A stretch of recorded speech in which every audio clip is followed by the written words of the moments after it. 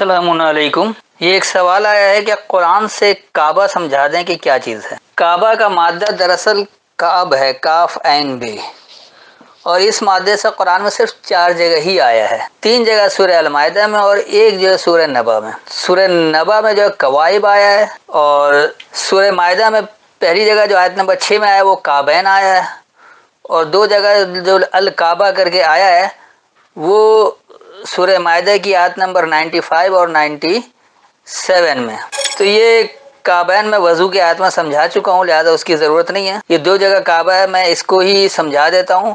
تو میں یعنی کہ 5 کی 95 96 97 تینوں آیت کو سمجھا دوں گا تاکہ بات آپ کو اچھی طرح سے سمجھ میں آ جائے۔ اور چوتھی جگہ جو وہ کوائب اترابہ آیا سورہ نبا میں، تو وہ میں پہلے ہی سمجھا چکا ہوں کہ وہاں بھی کیونکہ لفظ کعبہ نہیں ہے تو اس لیے اس کو چھوڑ دے، کوائب اس کی جمع ہے۔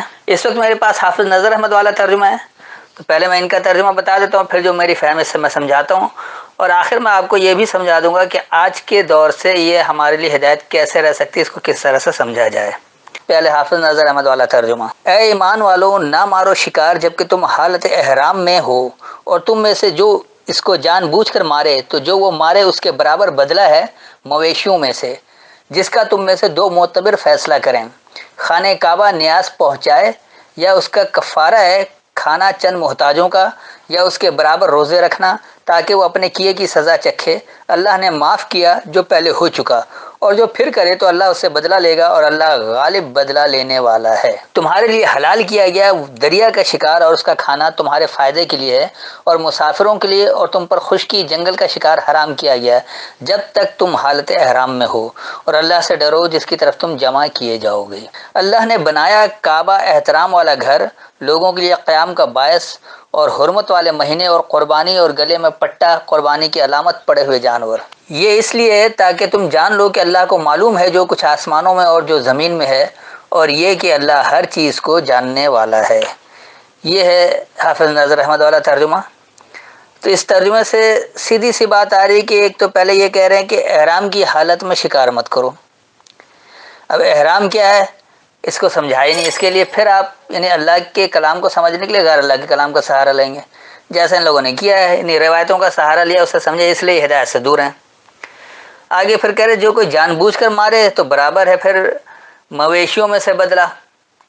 اس کے بعد پھر کہہ رہے کہ 2 معتبر آدمی بھی فیصلہ کرے، اور خانہ کعبہ میں نیاز پہنچائے۔ یہاں پر جو کعبہ میں نیاز پہنچانے کی بات ہو رہی ہے، تو اس کا مطلب کہ نیاز بھی کیا اللہ نے کہہ رکھا کہ نیاز دینا ہے؟ بریلوی فرقہ صحیح ہو جاتا ہے کہ نیاز نظر جو لوگ کرتے رہتے ہیں، تو کیونکہ کعبہ تک نیاز پہنچانا ہے، تو اب یہ کیا ہے؟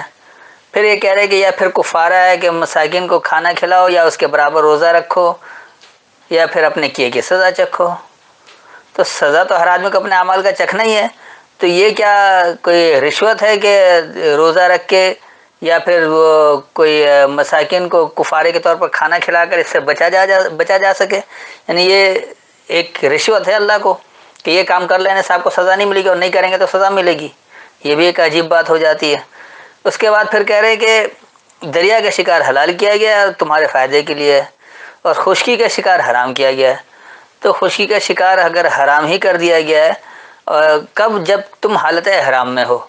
اب جو احرام باندھا ہے، احرام تو ہر آدمی ہر وقت باندھتا ہی نہیں ہے، جو احرام کہا جاتا ہے، اور احرام ہے کیا قرآن سے اس کی کوئی وضاحت نہیں ہے۔ اس کے بعد کہہ رہے کہ اللہ سے ڈرو جس کی طرف تم جمع کیے جاؤ گے۔ پھر بتا رہے کہ اللہ نے کعبہ احترام والا گھر بنایا ہے۔ نہیں، اس کا مطلب یہ ہے کہ بقیہ جتنے گھر ہیں اس کا احترام نہ کیا جائے، صرف کعبہ جو احترام والا گھر ہے۔ پھر کہہ رہے کہ لوگوں کے لیے قیام کا باعث ہے، تو اور گھر میں لوگ قیام نہیں کرتے ہیں۔ پھر کہہ رہے حرمت والے مہینے اور قربانی میں گلا پٹے والے پڑے ہوئے جانور۔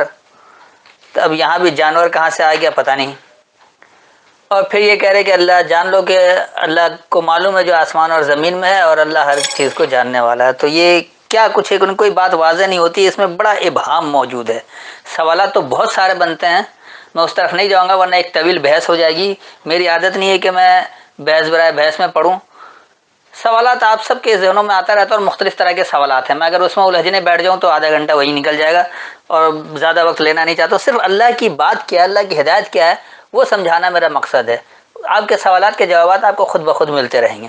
تو اب آئیے دیکھیے دراصل اللہ یہاں کیا رہا ہے، اس آیتوں کو سمجھتے ہیں۔ یا ایھا الذین آمنو، اے ماننے والے لوگوں، لا تقتلوا الصید، تم الصید سے نہیں جھگڑو۔ یہ الصید کیا چیز ہے؟ اب انہوں نے تو یہاں پر الصید کر دیا، الصید کہہ دیا شکار کو، الف لام لگا ہوا ہے صید کے ساتھ، تو یقیناً یہ خاص کچھ خاص ہو گیا ہے۔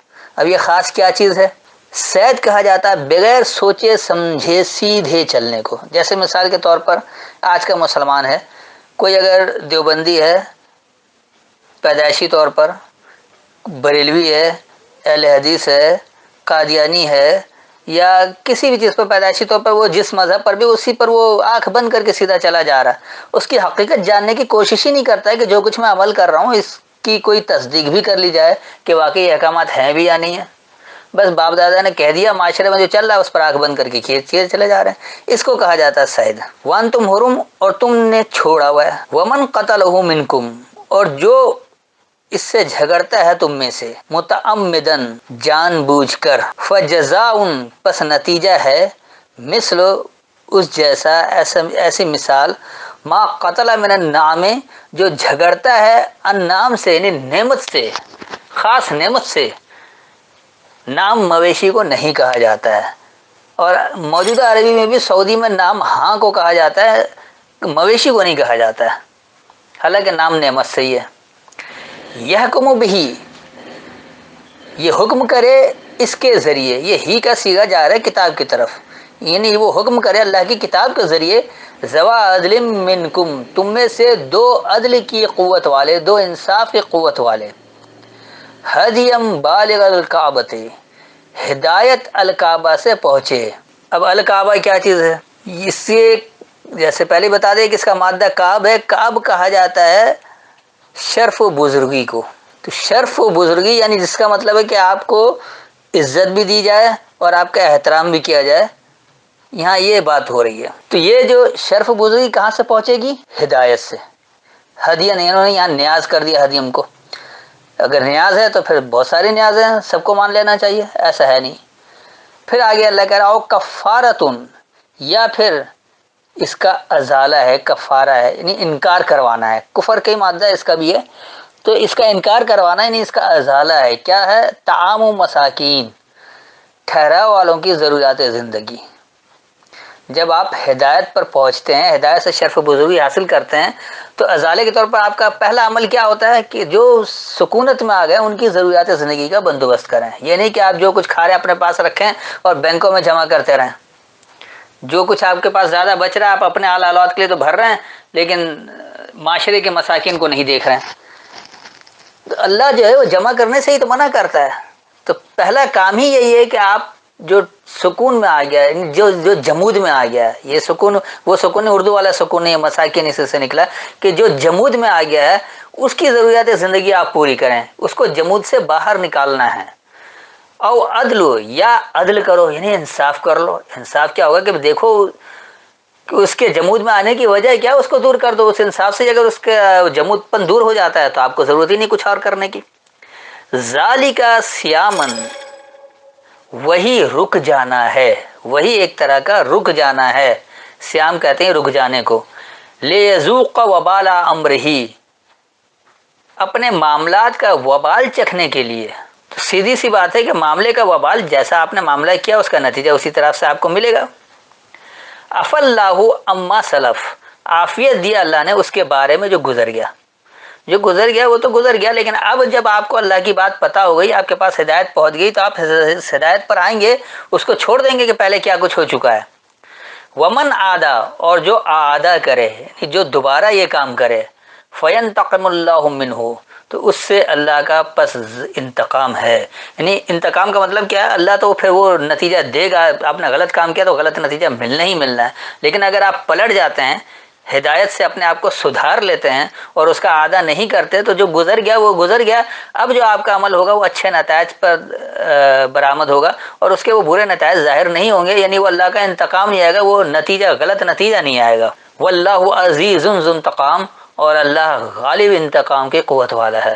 یقینی سی بات ہے کہ اللہ سے زیادہ بہتر بدلہ لینے والا کوئی نہیں۔ انتقام کا مطلب یہی ہے کہ جیسا آپ نے جو نتیجہ جو عمل کیا ہے اس کا اسی طرح نتیجہ ملنا، یعنی اس سے آگے پیچھے نہیں ہوگا، یہ عدل بھی ہے۔ تو انتقام یہ اردو والا انتقام نہیں ہے کہ کسی نے آ کر ایک آپ کی یہاں چوری کر لی تو آپ بھی اس کے یہاں جا کر چوری کر لیں، ایسا کچھ نہیں ہے۔ اس نے اگر کیا ہے تو اس کا غلط نتیجہ اسے ملنا، یہ انتقام ہے۔ تو پھر آ رہا احل لکم صید البحر، اپنانے کو کہا گیا تمہارے لیے۔ صید یہی لفظ آ گیا، وہاں الصید یعنی خاص الگ اس کو کر دیا گیا تھا، یہاں صید کے ساتھ البحر آ گیا۔ بحر کیا، بحر کس کو کہتے ہیں؟ اب انہوں نے تو دریا کا شکار کر دیا، بحر یہ کہیں سمندر کو کہتے ہیں، کہیں دریا کو کہتے ہیں، کہیں کچھ کہتے ہیں۔ بحر بحر کہا جاتا ہے بلا تخصیص بہاؤ دینے والے کو۔ سمندر کو بھی اس لیے بحر کہا جاتا ہے کہ وہاں وہ اس کا کام تو پانی رواں ہے، پانی چلتا رہتا ہے، کوئی بھی آ کر لے لے، چاہے وہ انسان ہو یا چرند پرند ہو، درندے ہو، کچھ بھی ہو، وہ پانی نہیں پوچھتا کہ کون ہو تم، نہ یہ پوچھے گا کہ ہندو ہو، مسلمان ہو، عیسائی ہو، یہودی ہو یا کیا ہو، نہ وہ ذات پات پوچھے گا، نہ وہ رنگ و نسل پوچھے گا، نہ وہ یہ پوچھے گا کہ انسان ہو یا نہیں ہو، وہ تو سب کے لیے ہے۔ تو اس لیے بحر کہا جاتا ہے بلا تخصیص بہاؤ دیے جانے، کوئی نہیں، وہ کوئی کچھ پوچھے، جو کچھ مل رہا ہے بس لیتے چلے جاؤ اس سے۔ تو یہ جو ہے ہوگا بلا تخصیص بہاؤ دینا، یعنی بغیر سوچے سمجھے بلا تخصیص بہاؤ دینا۔ اپنانے کو تمہارے لیے کیا کہا گیا ہے کہ اگر کوئی بہاؤ دے رہا ہے، مثال کے طور پر جیسے میں پہلے بھی بتا چکا ہوں کہ ہمارے یہاں پاکستان میں ایدھی والا ایک بہاؤ دے رہا ہے، اس نے ہر ایک کے لیے کام کرنا ہے، جس کی جہاں ضرورت پڑے ایک فلاحی کام کر رہا ہے۔ تو اس طرح آپ بغیر سوچے سمجھے فائدہ دینے میں تو آپ کر سکتے ہیں کہ آپ اس پر سوچے سمجھے نہیں کہ کیا کچھ ہے کیا نہیں، ٹھیک ہے، فائدہ دیے چلے جا رہے ہیں، یہ آپ اپنا سکتے ہیں۔ وَطَعَامُهُ، اور اس کی ضروریات زندگی بھی پوری کر سکتے ہیں۔ طعام کہتے ہیں ضروریات زندگی کو۔ متاع لکم، تو تمہارے لیے یہ ایک نظریہ ہونا چاہیے۔ یہ متاع فائدے کو نہیں کہتے، متاع کہتے ہیں نظریے کو۔ تو تمہارے لیے نظریہ یہ ہونا چاہیے کہ بلا تخصیص بہاؤ دینا تو اس میں آنکھ بند کر کے دیے چلے جاؤ، ضروریات زندگی بھی آنکھ بند کر کے دیے چلے جاؤ، تمہارے لیے یہ نظریہ ہے۔ وَلِلسَّيَّارَةِ، یعنی یہ جو ہے وہ مسلسل چلنے والا ہے۔ سیارہ کہتے ہیں ٹرانسپورٹ کو بھی سیارہ کہا جاتا ہے، جہاز کو سیارہ کہا جاتا ہے، کہ سب کیا ہے رواں دواں چلنے والے۔ تو یہاں کیونکہ بات کس چلنے کی ہو رہی ہے، نظریہ چلنے کی بات ہو رہی ہے کہ کیا کچھ کرنا ہے تو وہ چلنے دیا جائے، اسے نہ روکا جائے۔ وَحُرِّمَ عَلَيْكُمْ صَيْدُ الْبَرِّ، اور چھڑوایا ہے تم پر نیکی میں آنکھ بند کر کے عمل کرنا۔ کسی نے کہہ دیا کہ یہ جی نماز پڑھنا روزہ رکھنا نیکی ہے، تو اب آپ آنکھ بند کر کے اس پر چلے جائیں۔ یہاں آپ کو تحقیق کرنا ہے کہ واقعی یہ نماز روزہ نیکی ہے بھی یا نہیں، اللہ نے اس کو نیکی کہا ہے۔ بر کہتے ہیں نیکی کو، لیس البر ان تولوا، تو وہاں خود یہ کہتے ہیں کہ نیکی یہ نہیں ہے، تو یہ وہی برر سے، یہ برر کہتے ہیں نیکی کو۔ تو چھڑوایا جا رہا ہے تم پر بغیر سوچے سمجھے نیکی کو، ما دم تم حرمن، جو تم ہو چھوڑے ہوئے۔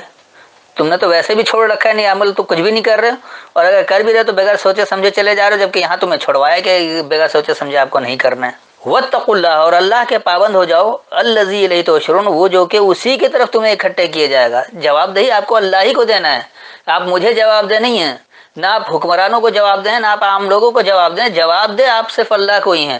آپ کی جو سمجھ میں آ رہا آپ وہ عمل کریں، کسی کے کہنے کی وجہ سے، کسی کے بولنے کی وجہ سے اس سے آپ نہ ڈریں۔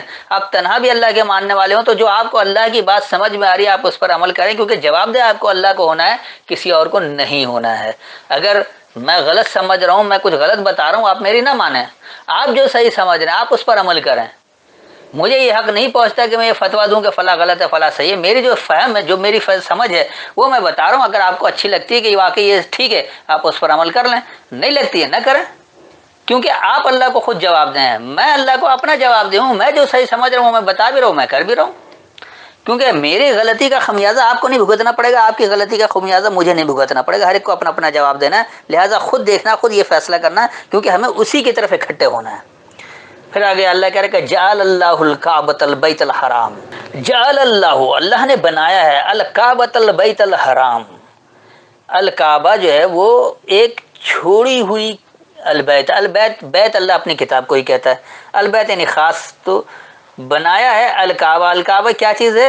بیت الحرام جو تم نے کتاب چھوڑ رکھا ہے، اور یہ بنائے کہ اس لیے قیام للناس، لوگوں کے لیے ڈٹ جانے والا، والشہر الحرام، اور چھوڑی ہوئی صورتحال، والہدی والقلائد، اور خاص ہدایت اور اس کے پیچھے کرنا، اس کی تقلید کرنا۔ قلائدہ یہ پٹا پڑا ہوا جانور نہیں ہے، بلکہ جو تقلید پرست لوگ ہیں۔ آپ تقلید بھی وہی کریں گے جو ہدایت آپ کو مل رہی ہے، ہدایت کی تقلید آپ کو کرنا ہے، ویسے تقلید نہیں کرنا ہے۔ اب گلے میں پٹا پڑے ہوئے جانور کو کس لیے کہا جاتا ہے کہ وہ بھی ایک طرح کا مقلد ہو جاتا ہے، کہ اس کا مالک جدھر چاہتا ہے ادھر لے کر چلتا ہے، وہ خود اپنی طرف سے حرکت نہیں کرتا، اس لیے وہ بھی یہ کہلاتا ہے۔ آگے آ رہا ہے ذالک لتعلموا، اور وہی یہ تمہارے یہ جاننے کے لیے، ان اللہ، یہ کہ اللہ یعلم، وہ جانتا ہے، ما فی السماوات و ما فی الارض، جو بلندیوں میں ہے اور جو پستی میں ہے، وان اللہ بکل شیء علیم، اور یہ کہ اللہ ہر ایک شے کا جاننے والا، ہر ایک شے کا علم رکھنے والا ہے۔ تو میں ایک بار اس کا رواں ترجمہ کر دیتا ہوں اور پھر آپ کو تھوڑا سا سمجھا بھی دیتا ہوں کہ یہ دراصل کیا چیز ہے۔ پہلے رواں ترجمہ سن لیں۔ اے ماننے والے لوگوں، تم بغیر سوچے سمجھے سیدھے چلنے پر نہیں جھگڑو، یعنی تم چھوڑے ہوئے ہو، اور جو کوئی جان بوجھ کر تم میں سے اس پر جھگڑے، بس اس جیسا نتیجہ ہے جو نعمت سے جھگڑا۔ تم میں سے دو عدل کی قوت والے اس کتاب کے ذریعے حکم کریں کہ ہدایت سے شرف بزرگی پہنچے، یا ٹھہرا والوں کی ضروریات زندگی ازالہ ہے، یا عدل وہی رک جانا ہے اپنے معاملے کا وبال چکھنے کے لیے۔ جو گزر چکا اس کے بارے میں اللہ نے عافیت دیا، اور جو عادہ کرے پس اللہ اس سے انتقام لے گا، اور اللہ غالب انتقام کی قوت والا ہے۔ تمہارے لیے اپنانے کو کہا گیا ہے بغیر سوچے سمجھے چلنا، خوب بہاؤ دینے اور اس کی ضروریات زندگی دینے میں تمہارے لیے اور چلنے والوں کے لیے نظریہ ہے۔ اور تم پر چھڑوایا گیا بغیر سوچے سمجھے نیکی میں سیدھا چلنا، جو تم دائمی چھوڑے ہوئے ہو، اور تم اللہ سے بچنے والے بنو، جو کہ تم اسی کی طرف اکٹھے کیے جاؤ گے۔